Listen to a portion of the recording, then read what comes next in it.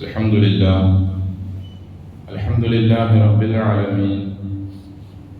الحمد لله نحمده ونستعينه ونستغفره ونستهديه ونؤمن به ونتوكل عليه ونعوذ بالله من شرور أنفسنا ومن سيئات أعمالنا. من يهده الله فلا مضل له ومن يضلل فلا هادي له.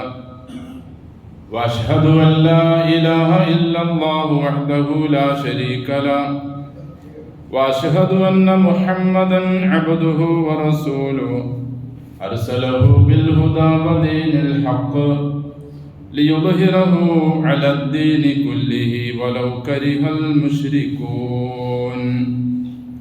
اللهم صل على محمد وعلى آل محمد كما صليت على إبراهيم وعلى آل إبراهيم إنك حميد مجيد. اللهم بارك على محمد وعلى آل محمد كما باركت على إبراهيم وعلى آل إبراهيم في العالمين إنك حميد مجيد.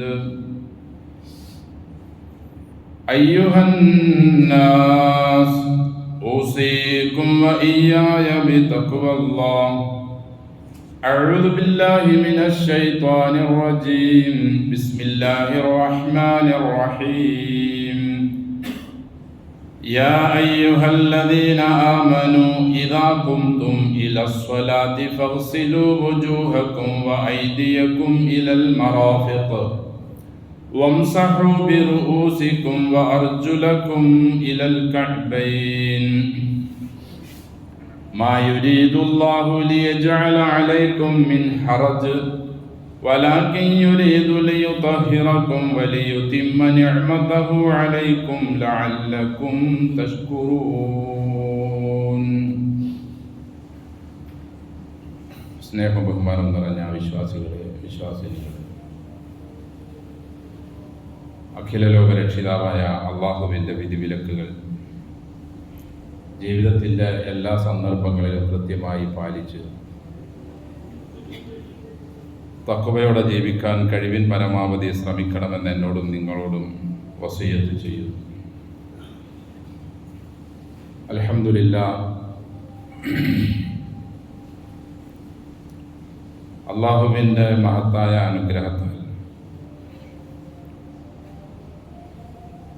അവൻ്റെ ദീനിൻ്റെ വാഹകരായി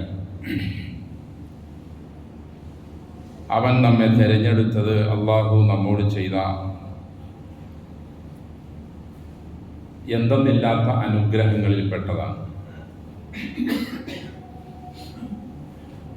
അള്ളാഹുവിൻ്റെ ദീൻ ഒന്ന് മാത്രമേ നാളെ മരണത്തിന് ശേഷമുള്ള ജീവിതത്തിന് നമുക്ക് ഉപകരിക്കൂ എന്ന് നമുക്കറിയാം. അള്ളാഹുവിൻ്റെ ദീനിൻ്റെ എല്ലാ മേഖലകളും കൃത്യമായി മനസ്സിലാക്കുകയും അതനുസരിച്ച് ജീവിക്കുകയും ചെയ്തെങ്കിൽ മാത്രമേ അള്ളാഹുവിൻ്റെ ഇഷ്ടക്കാരായി മാറാൻ നമുക്ക് കഴിയൂ. ഖേദകരമെന്ന് പറയട്ടെ, പല മേഖലകളിലും അള്ളാഹു നമുക്ക് പഠിപ്പിച്ചു തന്ന അള്ളാഹുവിൻ്റെ ദീൻ, അവൻ്റെ നിയമങ്ങൾ നാം കൈയൊഴിയുന്നതും അവഗണിക്കുന്നതുമാണ് കാണുന്നത്.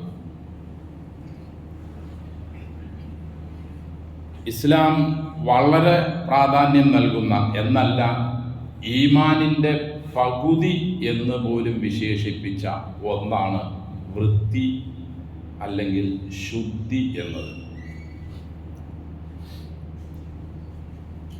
വൃത്തിയിലും ശുദ്ധിയിലുമാണ് നമ്മുടെ ആരോഗ്യത്തിൻ്റെ നിലനിൽപ്പ്. ആരോഗ്യമാണ് ഒരു മനുഷ്യന് ലഭിക്കുന്ന ഗുണങ്ങളിൽ രണ്ടാമത്തെ ഗുണം. ഒന്ന് ഈമാനാണ്. അള്ളാഹുവിനെ അറിയാനും മനസ്സിലാക്കാനും അവനിൽ വിശ്വസിക്കാനുമുള്ള മഹാഭാഗ്യം ഒരു മനുഷ്യന് ലഭിച്ചാൽ പിന്നീട് അവന് ലഭിക്കുന്ന ഏറ്റവും വലിയ ഭാഗ്യം സമ്പത്തോ അല്ലെങ്കിൽ ഭാര്യയോ അല്ലെങ്കിൽ കുറേ അധികാരങ്ങളോ അല്ലെങ്കിൽ മറ്റെന്തെങ്കിലും അനുഗ്രഹങ്ങളോ അല്ല, ആരോഗ്യമാണ്. റസൂലുള്ളാഹി സ്വല്ലല്ലാഹു അലൈഹി വസല്ലമയുടെ വിവിധങ്ങളായ പ്രാർത്ഥനകളിൽ, പ്രത്യേകിച്ച് രാവിലെയും വൈകിട്ടുമുള്ള പ്രാർത്ഥനകളിൽ ആഫിയത്ത് ചോദിക്കുന്ന ഒരുപാട് വാക്കുകൾ നമുക്ക് കാണാൻ കഴിയും. അതുകൊണ്ട് ആരോഗ്യം എന്നത് നിലനിന്ന് കിട്ടുക എന്നതാണ് ഏറ്റവും വലിയ അനുഗ്രഹങ്ങളിൽ രണ്ടാമത്തത്. അത് നിലനിൽക്കണമെങ്കിൽ വൃത്തിയും ശുദ്ധിയും അനിവാര്യമാണ്, നിർബന്ധമാണ്.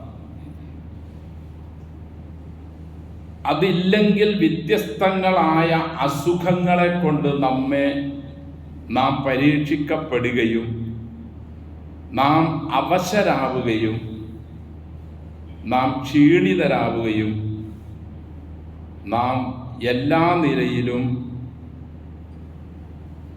ഈ ഭൂമിയിൽ തന്നെ ജീവിക്കുന്നതിന് നമുക്കൊരു ഭാരമായി തോന്നും.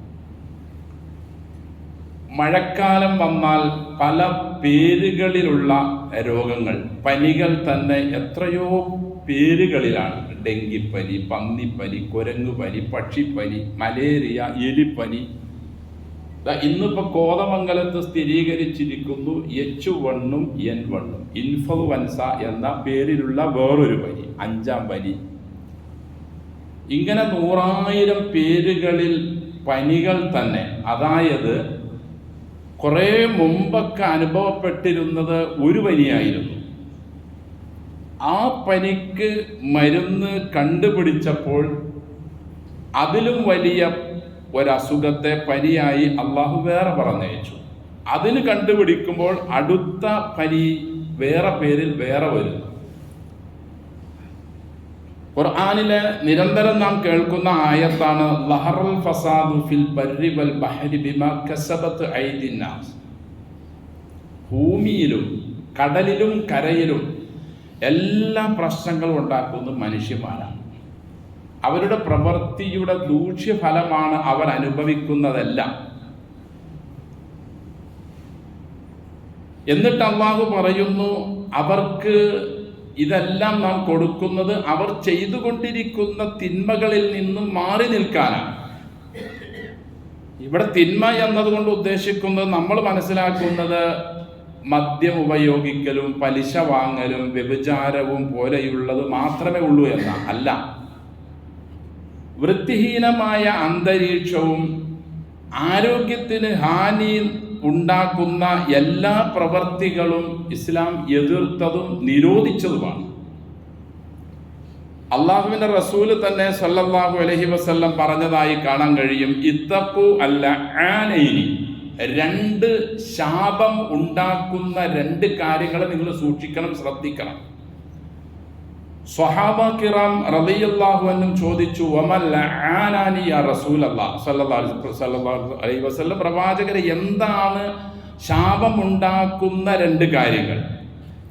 റസൂൽ പറഞ്ഞു സല്ലല്ലാഹു അലൈഹി വസല്ലം, അല്ലദി യതഖല്ല ഫീ ത്വരീഖിൻ നാസി ഔ ഫീ ളില്ലിഹിം,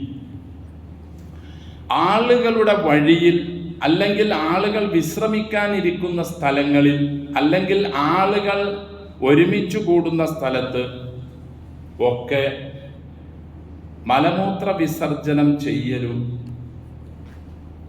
ആളുകൾക്ക് അസ്വസ്ഥത ഉണ്ടാക്കുന്ന നിലയിലുള്ള മറ്റു ഹീനമായ പ്രവർത്തികളും ഒക്കെയാണ്. നമ്മുടെ കേരള സംസ്ഥാനത്തിൻ്റെ തലസ്ഥാനത്ത് തന്നെ ചീഞ്ഞളിഞ്ഞ നിലയിലുള്ള ഒരു തോട്ടിൽപ്പെട്ട ഒരു മനുഷ്യ ജീവൻ തന്നെ നഷ്ടപ്പെട്ടത് തൊട്ടടുത്താണ്. നമ്മുടെ ബസ് സ്റ്റാൻഡുകളും നമ്മുടെ നഗരസഭകളും നമ്മുടെ പഞ്ചായത്തുകളും നമ്മുടെ വീടിൻ്റെ പരിസരവുമെല്ലാം വൃത്തിഹീനമായ അന്തരീക്ഷം നിലനിൽക്കുന്നത് കൊണ്ടാണ് ഈ നിലയിലുള്ള മാരക രോഗങ്ങൾ നമുക്ക് പിടിപെട്ടുകൊണ്ടിരിക്കുന്നത്. ഇസ്ലാം കണിശമായി മനുഷ്യന് നിർദ്ദേശിക്കുന്നത് ത്വഹാറത്താണ്, വൃത്തിയാണ്, ശുദ്ധിയാണ് എന്ന യാഥാർത്ഥ്യം, സത്യം നമ്മിൽ ബഹുഭൂരിഭാഗം മുസ്ലിങ്ങളും മനസ്സിലാക്കുന്നില്ല. നമ്മുടെ വീടിൽ നിന്നും പാത്രം കഴുകുന്ന വെള്ളവും കുളിക്കുന്ന വെള്ളവും അടക്കം റോഡുകളിലേക്ക് തിരിച്ചുവിടുന്ന എത്രയോ സ്ഥലങ്ങൾ നമുക്ക് കാണാൻ കഴിയും.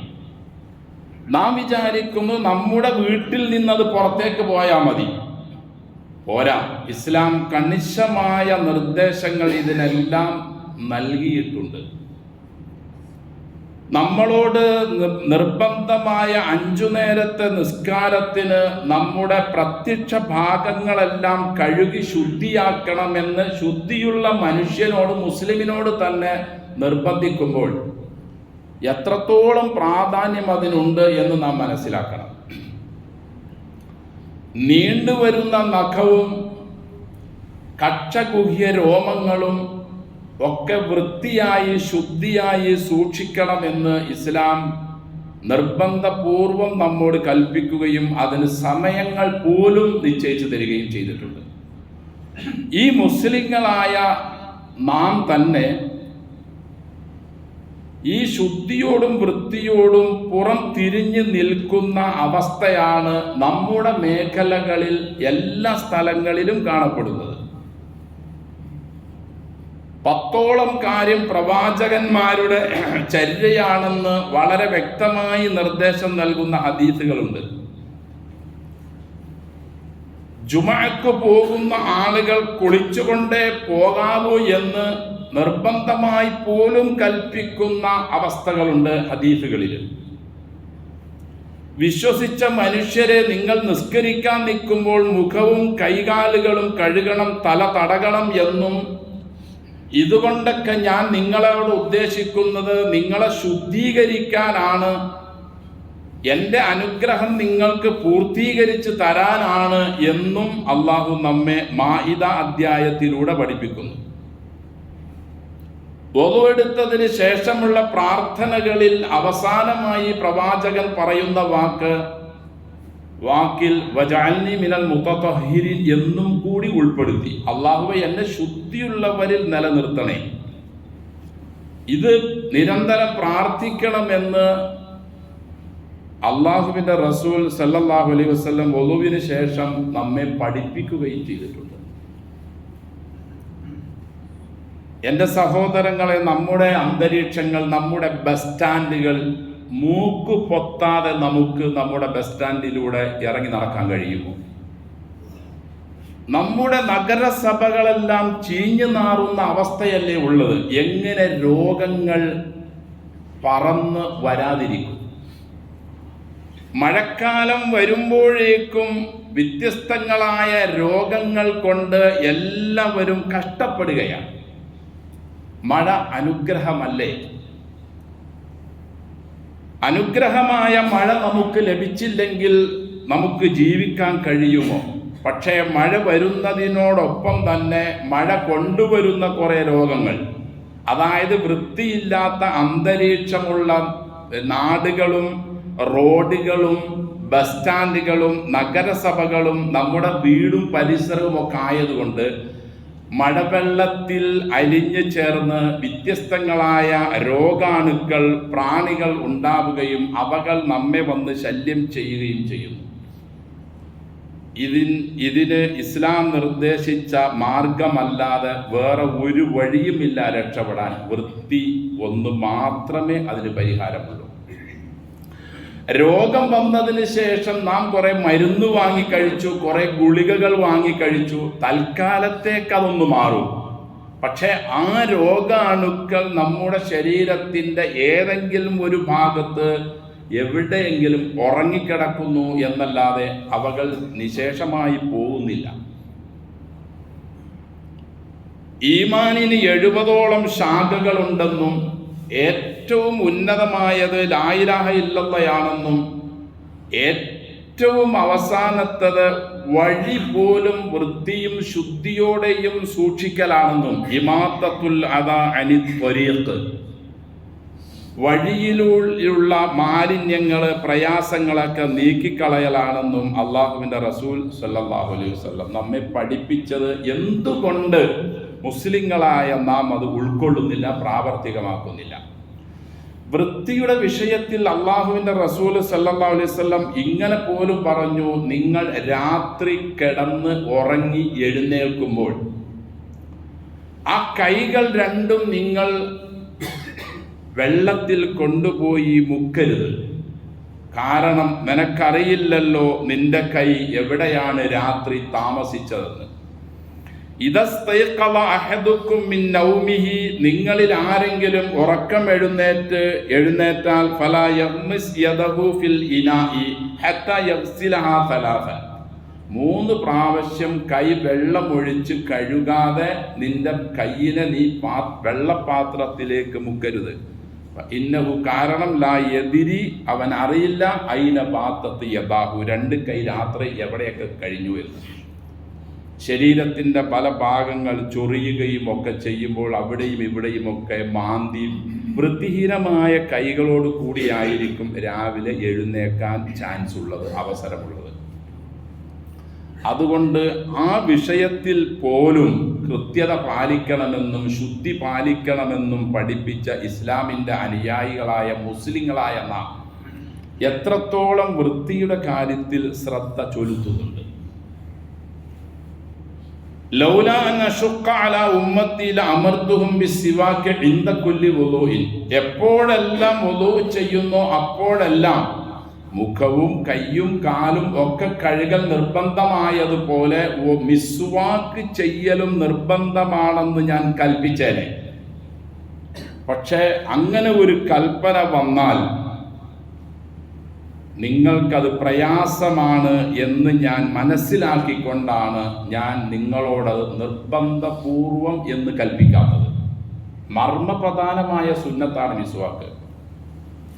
പല്ല് നന്നായാൽ പാതി നന്നായി എന്ന ആപ്തവാക്യം തന്നെ മനുഷ്യനോട് അവൻ്റെ വൃത്തിയിൽ എത്രത്തോളം ആയിരിക്കണമെന്ന് ഭൗതിക ലോകത്ത് ജീവിക്കുന്നവർ പോലും നമ്മെ പഠിപ്പിക്കുന്നുണ്ട്. പക്ഷേ നമ്മിൽ ആർക്കും തന്നെ ഈ നിലയിൽ വൃത്തിയോടു കൂടിയുള്ള അന്തരീക്ഷവും ജീവിതവും നമ്മുടെ ജീവിതത്തിൽ നിലനിർത്താൻ കഴിയുന്നില്ല.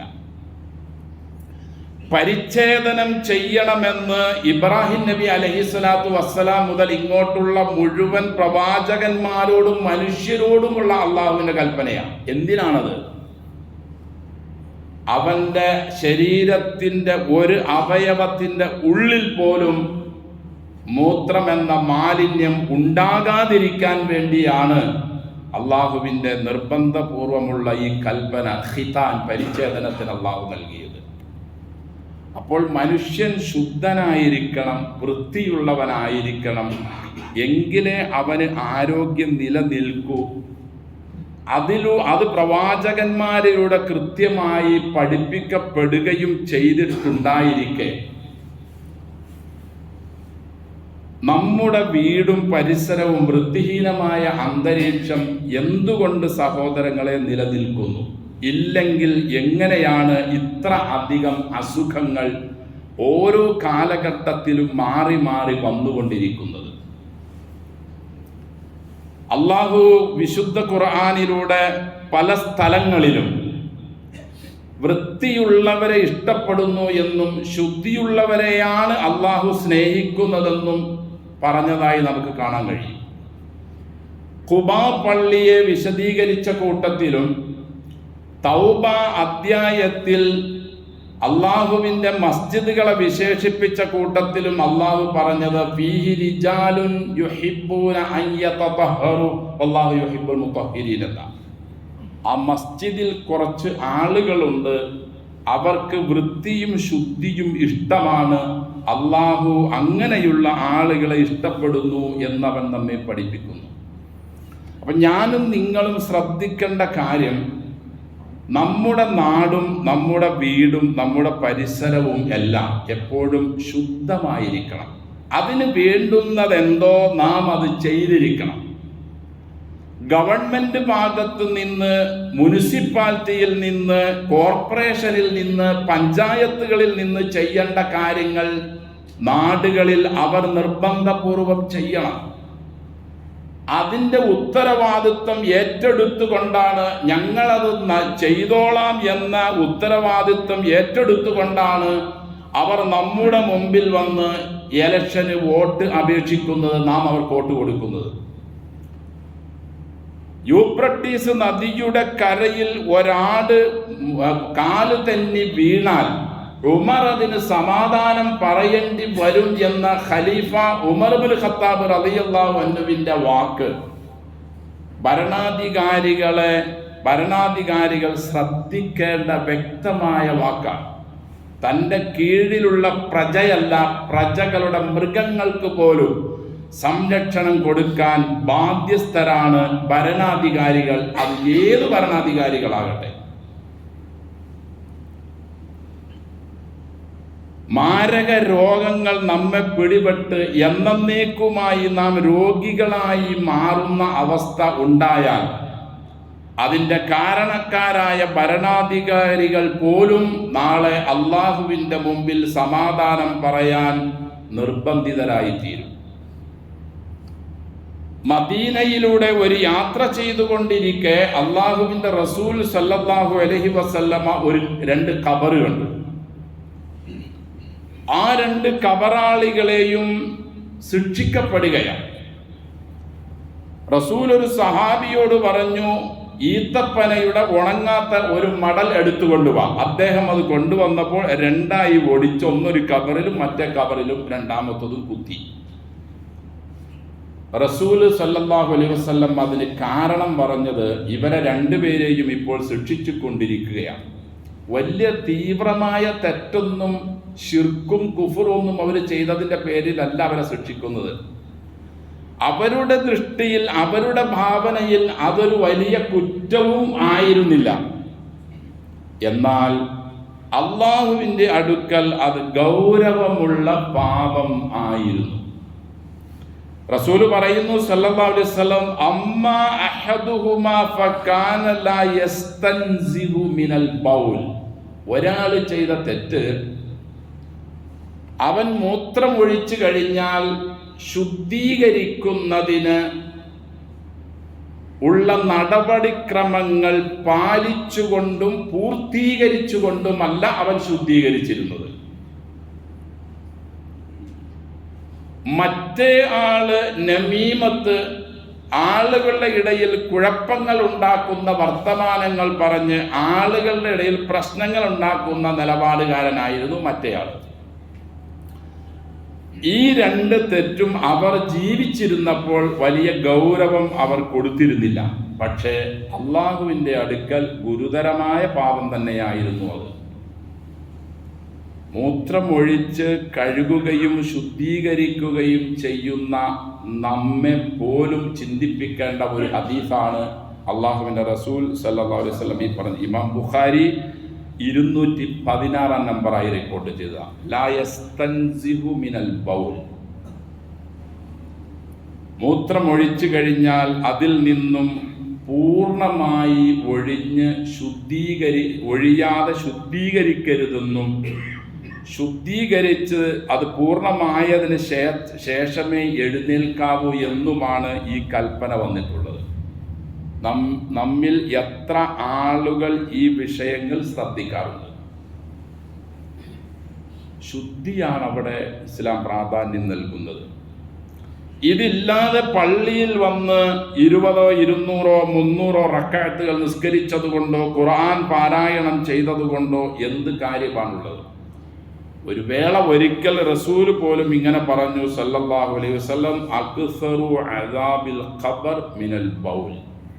ഖബറിലുള്ള ഇടങ്ങേറുകളിൽ ബഹുഭൂരിഭാഗവും മൂത്രവുമായി ബന്ധപ്പെട്ട അഥവാ ശുദ്ധി ഇല്ലാത്ത വിഷയത്തിലായിരിക്കും ഇവനോട് കൂടുതലുള്ള അള്ളാഹുവിൻ്റെ മാലാഖമാരുടെ ശിക്ഷാ നടപടികൾ.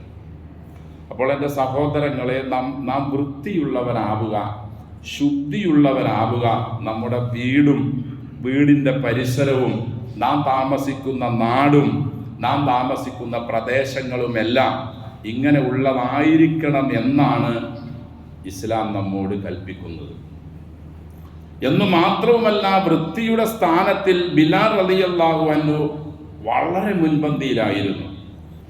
ഒരിക്കൽ റസൂൽ സല്ലല്ലാഹു അലൈഹി വസല്ലം അദ്ദേഹത്തോട് ചോദിച്ചു, ബിലാലെ, എൻ്റെ മുമ്പേ തന്നെ സ്വർഗത്തിൽ നിന്റെ കാലടി ഞാൻ കേൾക്കുന്നല്ലോ, എന്താണ് അതിന് കാരണം? ഞങ്ങൾ ചെയ്യാത്ത അമലിനേക്കാൾ എന്തൊരു പ്രവർത്തനമാണ് നീ കൂടുതൽ ചെയ്തത്? അദ്ദേഹം പറഞ്ഞു, നബിയെ സല്ലല്ലാഹു അലൈഹി വസല്ലം, ഞാൻ നിങ്ങൾ ചെയ്യുന്നതിനേക്കാൾ കൂടുതലൊന്നും ചെയ്യാറില്ല. പക്ഷെ ഇസ്ലാമിലേക്ക് വന്നതിന് ശേഷം ഒരു കാര്യം ഞാൻ ഉപേക്ഷിക്കാറില്ല. എനിക്കെപ്പോഴെല്ലാം എൻ്റെ വുളൂ മുറിയുന്നോ, ശുദ്ധി ഇല്ലാതാകുന്നോ, അപ്പോഴൊക്കെ ഞാൻ വുളൂ ചെയ്യും. അപ്പോൾ തന്നെ ഞാൻ അതിൻ്റെ പേരിൽ 2 റക്അത്ത് നിസ്കരിക്കുകയും ചെയ്യും. ഇതെൻ്റെ കണിശ സ്വഭാവമായിരുന്നു. ഈ ഒരു പ്രവർത്തനമല്ലാതെ ഞാൻ കൂടുതലൊന്നും നിങ്ങളെക്കാൾ കൂടുതൽ ചെയ്യാറില്ല എന്ന് ബിലാൽ ഇബ്നു റബാഹ് റളിയല്ലാഹു അൻഹു. അപ്പോൾ മുസ്ലിങ്ങളായ ഞാനും നിങ്ങളും മനസ്സിലാക്കേണ്ട വളരെ പ്രധാനപ്പെട്ട കാര്യമാണ് ശുദ്ധി എന്നത്, വൃത്തി എന്നത്. അതില്ലെങ്കിൽ ഇസ്ലാമില്ല, ഈമാനുമില്ല. അത്തഹൂറു ശത്രുൽ ഈമാൻ. ഈമാനിൻ്റെ നേരെ പകുതിയാണ് ശുദ്ധി എന്നത്, വൃത്തി എന്നത്. കൈകാലുകൾ വുളൂ ചെയ്യുമ്പോൾ ചില സഹാബികളുടെ മടമ്പ് കാലിൻ്റെ ഭാഗം വെള്ളം ചേരാത്ത ഒരു രംഗം ഒരിക്കൽ പ്രവാചകൻ സല്ലല്ലാഹു അലൈഹി വസല്ലം കണ്ടപ്പോൾ പറഞ്ഞു, വൈലുൻ ലിൽ അഖാബി മിനന്നാർ. മടമ്പ് കാല് വുളൂ ചെയ്യുമ്പോൾ സൂക്ഷിച്ച് ശ്രദ്ധിച്ച് കഴുകാത്തവർക്കാണ് നരകത്തിൽ നിന്നുള്ള കഠിന ശിക്ഷ. വൃത്തിയുള്ള മനുഷ്യനാണ് വുളൂ ചെയ്തത്. വുളൂ ചെയ്യുമ്പോൾ പോലും അവന്റെ മടമ്പ് കാലിന്റെ ഭാഗത്തൊരൽപ്പം വെള്ളം ചേർന്നില്ലെങ്കിൽ ആ ഭാഗത്തുള്ള പൊടിയും അഴുക്കുകളും പോയില്ല എന്നാണ് അതുകൊണ്ട് മനസ്സിലാക്കുന്നത്. അത് ഇസ്ലാം വളരെ ഗൗരവത്തോടു കൂടി കാണുന്നു. നാം മനസ്സിലാക്കുന്ന അതിലെ യുക്തി ഇതാണെങ്കിലും നാളെ അള്ളാഹുവിൻ്റെ അടുക്കലുള്ള യുക്തി വേറെ ആയിരിക്കാം. ഏതായാലും ഞാനും നിങ്ങളും മുസ്ലിങ്ങളാണോ, തീർച്ചയായും നമ്മുടെ വീടും നമ്മുടെ നാടും നമ്മുടെ പരിസരവും വൃത്തിയുള്ളതായിരിക്കണം. ഇല്ലെങ്കിൽ അതിൻ്റെ പേരിൽ അള്ളാഹു നമ്മോട് ചോദ്യം ചെയ്യുക തന്നെ ചെയ്യും. ഇസ്ലാമിക ഭരണാധികാരികളെല്ലാം ഈ വിഷയത്തിൽ കൃത്യത പാലിക്കുകയും ശ്രദ്ധിക്കുകയും സൂക്ഷിക്കുകയും ആളുകളെ ഈ വിഷയങ്ങൾ പഠിപ്പിക്കുകയും ചെയ്തിരുന്നു. വഴിയിൽ മാലിന്യം കിടക്കുന്നത് കണ്ടാൽ, ആളുകൾ ഒരുമിച്ച് കൂടുന്ന സ്ഥലത്ത് മാലിന്യങ്ങൾ കണ്ടാൽ, ആളുകൾക്ക് വൃത്തിഹീനമായ അന്തരീക്ഷമാണെന്ന് മനസ്സിലായാൽ അതെല്ലാം ശുദ്ധീകരിക്കുകയും അതിനുള്ള നടപടിക്രമങ്ങൾ അവർ സ്വീകരിക്കുകയും ചെയ്തിരുന്നു. മൻ ആദൽ മുസ്ലിമീന ഫീ തുറുഖിഹിം വജബത് അലൈഹി ലഅനതുഹു. ഒരിക്കൽ അല്ലാഹുവിന്റെ റസൂൽ പറഞ്ഞു സല്ലല്ലാഹു അലൈഹി വസല്ലം, ആളുകൾക്ക് അസ്വസ്ഥത ഉണ്ടാക്കുന്ന മണവും ദുർഗന്ധവും ഏതെങ്കിലും ഒരുത്തനിൽ നിന്നുണ്ടായാൽ അവന് ശാപം, അവന് അള്ളാഹുവിൻ്റെ ഭാഗത്തു നിന്നുള്ള ശാപം നിർബന്ധമായി എന്നാണ് ഇമാം ത്വബറാനി റഹിമഹുല്ലാഹ് റിപ്പോർട്ട് ചെയ്യുന്ന ഹദീസിൽ കാണാൻ കഴിയുന്നത്. അതുകൊണ്ട് നാം വുളൂ ചെയ്തതിന് ശേഷമുള്ള പ്രാർത്ഥന പറഞ്ഞു, കുളിച്ചതിന് ശേഷമുള്ള പ്രാർത്ഥന പറഞ്ഞു, നിസ്കരിച്ചു, നമ്മൾ മാത്രം അങ്ങ് ശുദ്ധിയായി എന്നതുകൊണ്ട് നമുക്ക് രക്ഷപ്പെടാൻ കഴിയില്ല. നമ്മുടെ വീട് ശുദ്ധിയായിരിക്കണം, നമ്മുടെ പരിസരം വൃത്തിയായിരിക്കണം, നമ്മുടെ നാട് ശുദ്ധമായിരിക്കണം, നമ്മുടെ നാട് മറ്റ് ആളുകൾക്ക് മാതൃകയുള്ളതായിരിക്കണം. അള്ളാഹു നമ്മെ അനുഗ്രഹിക്കട്ടെ. നമുക്കത് മനസ്സിലാക്കാനും വൃത്തിയുള്ള അന്തരീക്ഷത്തിൽ ജീവിക്കാനും വൃത്തിയോടെ ശുദ്ധിയോടെ ജീവിക്കാനും അങ്ങനെ നാം വൃത്തിയുള്ള ശുദ്ധിയുള്ള നല്ല മനുഷ്യരോടൊപ്പം നാളെ ചേരാനും അള്ളാഹു നമുക്കും എല്ലാ മുസ്ലിങ്ങൾക്കും തൗഫീഖ് നൽകി അനുഗ്രഹിക്കട്ടെ.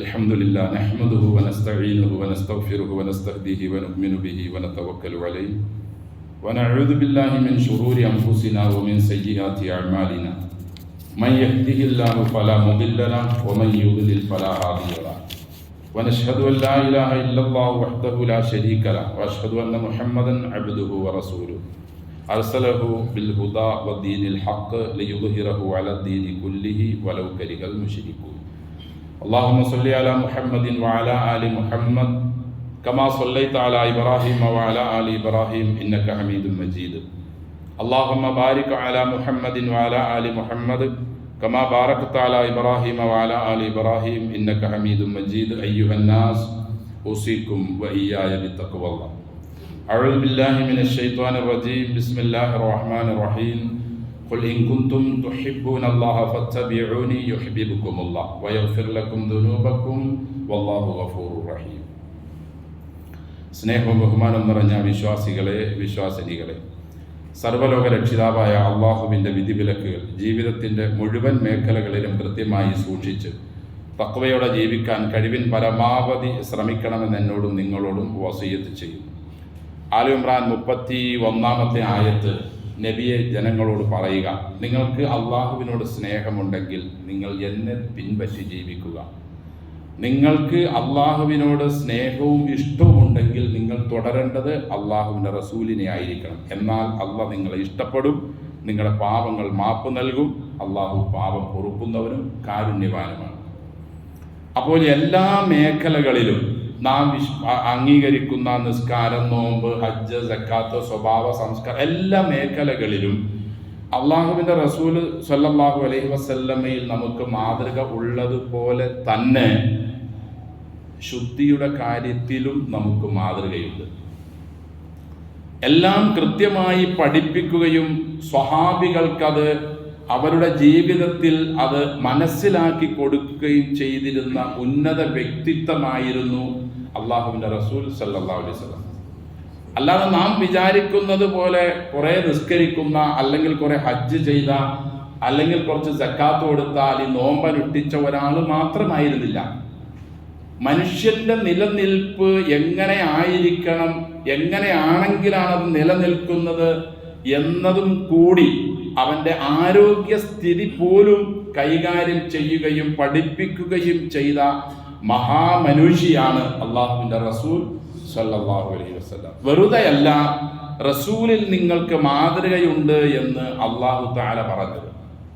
ഭക്ഷണം കഴിക്കാൻ പോകുമ്പോൾ പോലും ഒരു കൈ കഴുകി അവസാനിപ്പിക്കാതെ 2 കൈകൾ പോലും പ്രവാചകൻ സല്ലല്ലാഹു അലൈഹി വസല്ലം കഴുകിയിരുന്നു.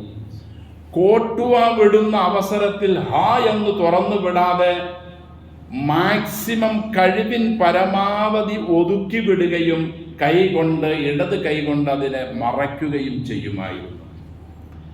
റസൂല് സല്ലല്ലാഹു അലൈഹി വസല്ലമ പൊട്ടിച്ചിരിക്കുന്ന ആളായിരുന്നില്ല. അതിലെല്ലാത്തിലും ആരോഗ്യത്തിൻ്റെ വശങ്ങളുണ്ട് സഹോദരങ്ങളെ. എല്ലാ രീതിയിലും റസൂലിനെ നാം മനസ്സിലാക്കണം, പഠിക്കണം. എല്ലാ നിലയിലും വൃത്തിയെ, ആരോഗ്യത്തെ സൂക്ഷിച്ചയാളായിരുന്നു അള്ളാഹുവിൻ്റെ റസൂൽ സല്ലല്ലാഹു അലൈഹി വസല്ലം. അർബഅത്തുൻ ലാ യുഅറഫു ഖദ്റുഹാ ഇല്ലാ അർബഅ. 4 കാര്യത്തിൻ്റെ മഹത്വവും വലിപ്പവും സ്ഥാനവും 4 ആളുകൾക്കല്ലാതെ മനസ്സിലാകൂല. ഒന്ന്, ഖദ്റു ശബാബി ലാ യുഅറഫു ഖദ്റുഹു ഇല്ലാ ശുയൂഖ്. യുവത്വത്തിൻ്റെ, ആരോഗ്യത്തിൻ്റെ മഹത്വം വയസ്സായവനല്ലാതെ തിരിയില്ല. എഴുന്നേൽക്കാൻ പറ്റാത്ത പ്രായമായ അസുഖബാധിതനായ വയസ്സനറിയാം ആരോഗ്യത്തിൻ്റെ, യുവത്വത്തിൻ്റെ വില എന്താണ്. യുവാക്കളായ നമുക്കത് തിരിയില്ല. വലാ യുഅറഫു ഖദ്റുൽ ആഫിയത്തി ഇല്ലാ അഹ്ലുൽ ബല. ആരോഗ്യത്തിൻ്റെ വില എന്താണെന്ന് രോഗിക്കല്ലാതെ തിരിയില്ല. രോഗിയാകുമ്പോഴേ നാം ഒക്കെ അനുഭവിച്ച ഈ ആരോഗ്യത്തിൻ്റെ വില നമുക്ക് മനസ്സിലാവും. ഇപ്പം നമുക്കത് മനസ്സിലാവില്ല. ഖദ്റു സിഹ്ഹത്തി ഇല്ലൽ മർള. സുഖത്തിൻ്റെ അവസ്ഥ, അതിൻ്റെ മഹത്വം, അതും ഇതുപോലെ തന്നെ രോഗിക്കല്ലാതെ അറിയാൻ കഴിയില്ല. ഖദ്റുൽ ഹയാത്തി. ജീവിതത്തിൻ്റെ മഹത്വം ഇല്ലൽ മൗത. മരിച്ചോനക്കല്ലാതെ തിരിയില്ല. അതുകൊണ്ട് നിലവിൽ ഈ പറഞ്ഞ 4 അവസ്ഥകളും നമുക്കുണ്ട്. അൽഹംദുലില്ലാഹ്, ആരോഗ്യമുണ്ട്, യുവത്വമുണ്ട്, ആഫിയത്തുണ്ട്, സിഹത്തുണ്ട്, ജീവിച്ചും കൊണ്ടിരിക്കുകയാണ്. ഇത് നാം ഉപയോഗിക്കുക.